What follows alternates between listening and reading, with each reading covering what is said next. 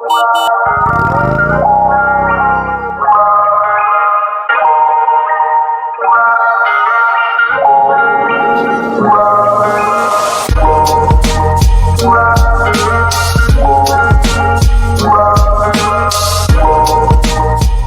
guys, welcome to today's video. In today's tutorial, we're going to be learning how to make these keychains you see here on the screen, and we'll be using this 6-in-1 multiple cavity round mold. We'll be using this silicone cup for mixing the chemicals together, and these two cups for adding in the pigment and the glitters. Most definitely, we're going to be needing our pigments. For this, we're using the translucent pigment, and we're also using some silver chunky glitters. We'll be using the A and B parts of the 3-to-1 mix ratio and some nitrile gloves. So I'm preferring, or I'm using this set of black nitrile gloves because it's tougher, and then it does not easily tear, and it makes it very easy to work with because it keeps away the chemicals from touching your hands directly, which in the long run will just protect you and your system from the chemical, since it's not going to get stuck under your fingertips for you to use it to eat and end up ingesting the chemical. So once the gloves are put on, we're going to start by working on the tutorial. And since we are not going to be using the 6-in-1 for the mixing, we'll set that aside before we can move into the project and then add or pour the chemicals. However, I realized the cup I was going to use was a little too big, so I changed that for a smaller one. So this is the one we are going to be using. So these silicone cups come with inscriptions or graduations, and let you know the quantity you pour um or for each level that you do get in the cup. So since this is a 3-to-1 mix ratio, you set the measurements you want to use aside, and then you just move into pouring the chemicals into the cup. So this is a 3-to-1 mix ratio, so I poured 3 parts of A and 1 part of B. I didn't want to waste too much time in the tutorial, so most of the mixing was done off camera, and this is how it looked like after it was well mixed and ready to be used. So since I'm going to be working with two different items, which is the pigment and the glitters, I'm going to need to mix them into the cups individually. So here I partitioned the chemical I had poured into these two cups, pouring more for the quantity I want more of, or the item I want more of, and less for the other I do not want more of. Okay, so if you want more of the pink translucent, you add more for that. If you want less silver chunky glitter, you pour less for that. Okay, so because this is a liquid pigment, we're going to shake it and make sure everything is well mixed into the bottle before we work with it. Okay, because it can settle at the bottom of the bottle. So to prevent wasting or leaving the real pigment at the bottom of the bottle, I just made sure I mixed it very well before working with it. Now, because this is also a liquid pigment, I didn't want to waste too much of it. I was looking for a specific shade of the pigment I'm working with, so I poured the pigments into the cup a little quantity at a time till I got the specific effect I was looking for, or the specific shade I was looking for. Okay, so you do realize that after each pour, there is a different shade that we are getting. It's either looking much deeper than the previous one. Good. So that's what I was doing till I got the shade I was looking for. However, since this is also a liquid pigment, you should be very, very careful. You shouldn't overuse it. So what you're going to do is you just keep pouring little bits of it till you get the consistency or the texture or the color you are looking out for. But you don't have to overuse it, okay? Because it's also a chemical and it can interfere with the curing process of the resin and hardener you are working with, okay? So I just maintained the pouring of the dropping of the pigment into the resin till I kind of got what I was looking for. Good. So since this is a translucent pigment, it's going to give you a translucent effect. Translucent effect meaning you can see through it or light can pass through it. Okay, good. So because that's the effects I was looking out for this project, I used this type of pigment just to get the effects I was looking out for. So once I got the color or the color, yeah, once I got the color I was looking for, I put that aside and it was now time to add in the glitters. So for working with your glitters, there are not too many rules around that. Okay, it's not a chemical, so it's not going to affect the curing process or get the curing stage or the duration. So you can just pour the quantity you want based on the consistency you are looking out for and the effects you're trying to achieve. Okay. So if you want it to be more solid, or should I say more solid? Yeah, if you want to get a thicker consistency, you use more. If you want it to have a lighter consistency, you use less of it. And then mixing in your glitters does not take much time. You just stir it in and make sure everything gets into the liquid, and now you are good to go. So it's now time for us to add or to pour them into the mold we are working with. Okay, so I'm going to set the mixing sticks aside, and now we're going to pour. So for this pouring, I think I did a couple of pouring should I say techniques. Good. So for the first one, I started with the silver chunky glitter, and then I added the translucent pigment or the pigmented resin to it to give this kind of side by side outcome. Okay. For the next one, I think I poured them together. Yes, I did pour both of them together. So I poured them together, and then it gave a more defined side by side effect as compared to the previous one. And for the last one, I poured the pigmented translucent resin first before I added in the chunky glitter. Right. One thing about glitters is that whenever you're working with glitters, you should be a little patient. Okay, especially with the chunky glitters, because sometimes you do not want it in some spaces, but it's definitely going to float and get to those areas. And don't get frustrated, it's normal. Okay, it's very normal. Good. So this is what we've gotten now. I poured some of the remaining of the resin into these little cavities to kind of form some little charms that we can use in later projects or anything of this sort. Okay, this way you don't waste any resin that you have. So speaking of wasting resin, anytime you're working on a project and you have leftover resin, it's very advisable to just kind of pour it into different molds to give to create some kind of charms that can be used to accessorize other projects you might be working on later in your I don't know later. So I poured them into this little cute accessory mold I have. Okay, so here you realize there are mixed shapes, and yeah, with the mixed shapes you can use them for anything at all. You can use them for accessorizing, or you can use them as charms for your bracelets. You can use them for your phone case projects, anything at all. You can add them to your notebooks to give some kind of 3D effects. We'll be touching on all that in later tutorials so you don't get too confused. This also helps to minimize the wastage of the chemical. Mind you, it's very expensive, so I don't like advising people to just leave it to cure and then throw it away. Okay, so having them in these little spaces, or one way or the other, just try and save your chemical so you can use it for a later project. Good. So yeah, that's what I did for each and every single one of them. I poured them into the cavities, a little quantity at a time, and I really did love the kind of outcome I got with them. These cure to become a very beautiful set of charms that I could use for anything whatsoever. I can add them to any project. I can use them as gifts. I can use them as pendants even.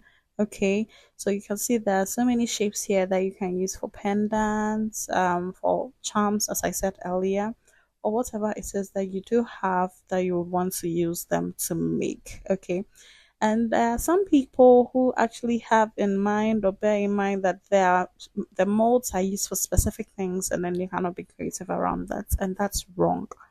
So this accessories mold can be used for charms. It can be used for earrings. It can be used for pendants. You can use it to accessorize your fashion rings, your notebooks, your pens, your keychains, whatever it is that you are going to be working on. You can use these systems, oh, sorry, these charms for them. Okay, right. So I let this to sit for about 18 to 24 hours, I think. So it could cure and form this solid plastic. Okay, so this is the outcome we are looking for.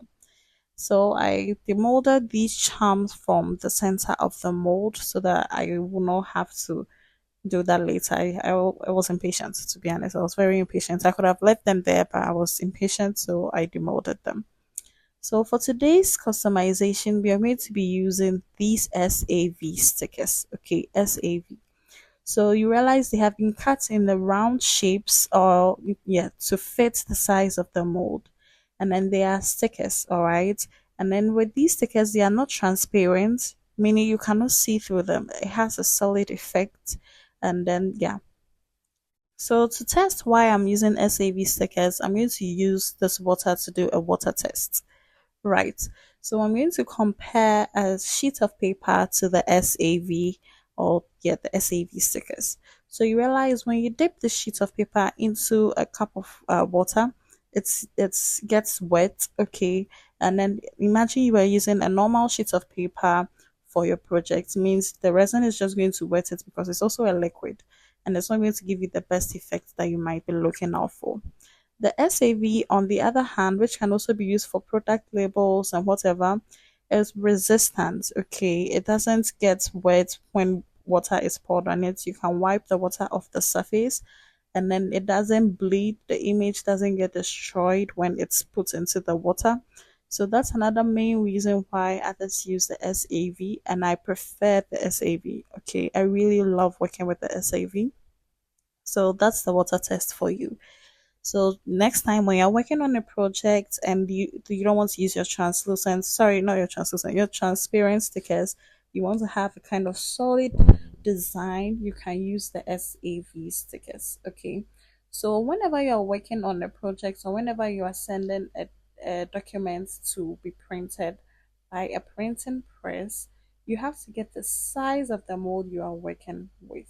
So for this particular mold, it's a 4.5 cm diameter. Okay, that's the size of the mold. So when you're sending your command for printing, you can just state that the size you want is 4.5 cm. You add the quantity you want, and then if you want it on transparent or SAV, you add that as well. Okay, and with these SAV, you can see they have been cut in round shapes. So that is what we call the print and cut option. Okay. So for print and cut, they will print it and then they will cut it for you, and then it makes the job very easy. So that all you need to do is to peel and paste, peel and paste. Okay. Good. And not to forget, we do printing as well. We print on transparent, we print on SAV, we print on anything large format. Okay. So if you want to get your printing done, you can contact us. The information was displayed a while ago, but I was busy talking, so I didn't address it. So you can go back, or I think I'll try and put it in again and the process in the video so that you can get that done. Good. So whenever you are trying to get your printing done, you just get the size of the mold. You confirm the material you want your printing to be done on, and you also have the quantity you want. They are very affordable, very, very cheap. You can get your printing done for very, very low prices, and it's worth it. So SAV is normally used in situations where you do not want it to, let's say, the color behind the keychain to kind of blend or to show in the top design you are having. Let's say you're working with pictures or anything of that sort. That's when you use your SAV, okay? Or maybe your customer sends a custom design, and you know, with the transparent stickers, the the the design or the resin behind it is going to interfere with the entire thing. So that's when you use your SAVs. Okay, good. So you just use your tweezers to pick it up from the backing of the sticker, and then you adhere it to the surface you are working with. And mind you, you have to wait till the first layer cures before you move on to the next one. Good. So after the first layer had cured, I just used the tweezers, and then I'll just paste it on it, and now it's ready to be domed. Okay, great. So this is what we have here. I'm using some resin which has already been mixed with hardener. Don't get confused and think that for doming you only need resin, which is wrong. For doming, you're going to need both your resin and your hardener. So based on the ratio you are working with, if it's a 3-to-1 ratio, you pour 3 parts of A, 1 part of B, and then you're good to go. Okay, good. So now this is what we call the doming. It has already been explained in one of the previous tutorials, but all it has to do with what am I saying? All you have to do is to just mix a clear layer of resin, or mix a clear batch of resin, and then pour it over the surface of the keychains. So before it's poured on it, you realize the keychains look matte or dull, but immediately you pour the clear layer of resin on top of it, it gives this glossy look, and then it's also going to keep the stickers beautiful for a very long time. Okay, because when they continuously get into contact with skin and water, they will definitely fade. But with the doming, it secures the entire design, and it's going to last for as long as it can, meaning it will last for a very long time. Don't worry too much about resin. Resin will never disappoint you. Okay, good. So you're just going to pour it over the surface, and once that's done, if you have any bubbles, you can use your lighter to pop them. But even with that, I would always advise you pop bubbles regardless, whether you see bubbles or not. Always use your lighter or your heat source over the surface to get rid of any bubbles that might come on the surface and destroy your keychains at the end.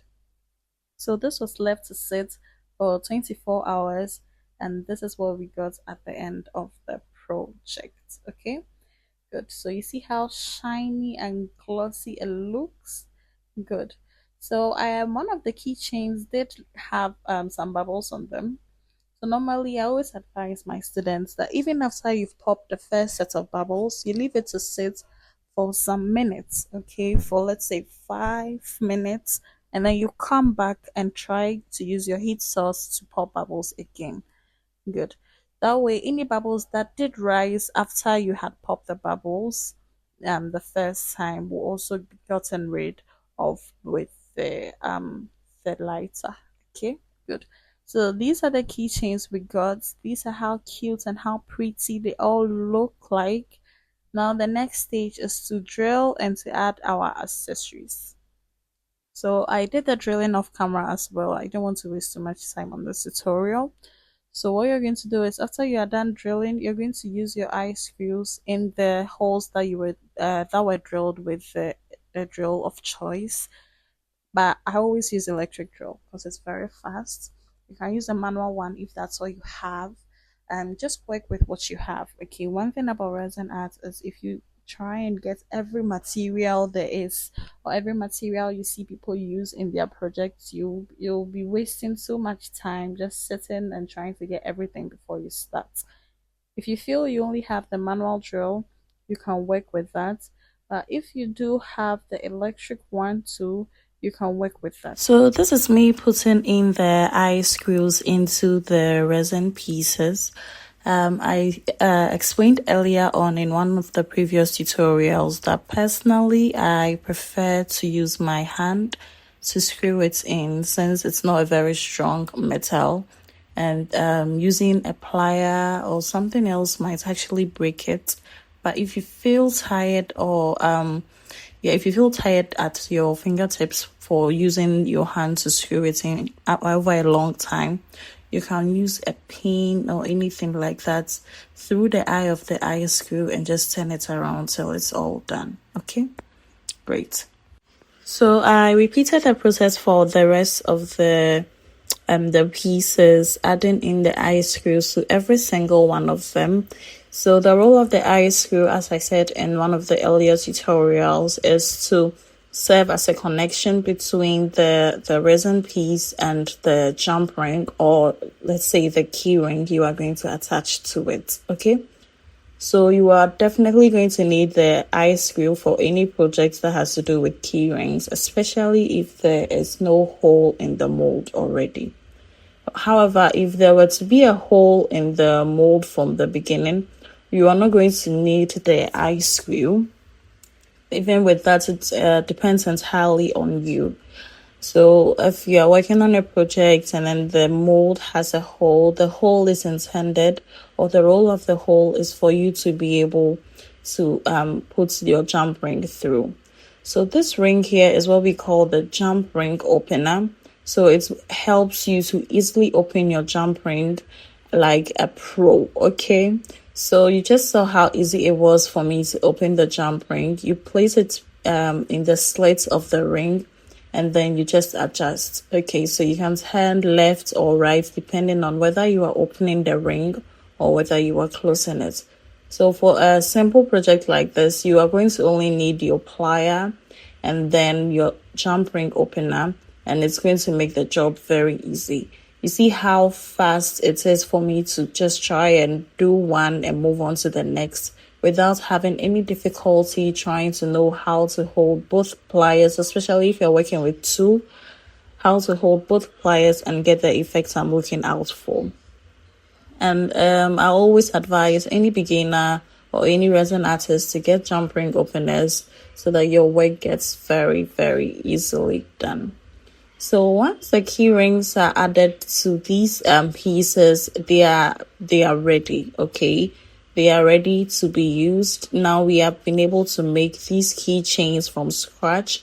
And if you're very observant, you realize that with the SAV print or with the SAV sticker, you cannot see through to the base of the keychain we have made, right? Good. However, with the transparent sticker, you would have been able to see through to the back of the keychain, see through to the base or the first layer of the keychain. So this is normally used, especially when you're working with pictures and you do not want the color at the back of the keychain to interfere with the image you are working with. So this one here is the bubble I was talking about. Can you see that there? Yes.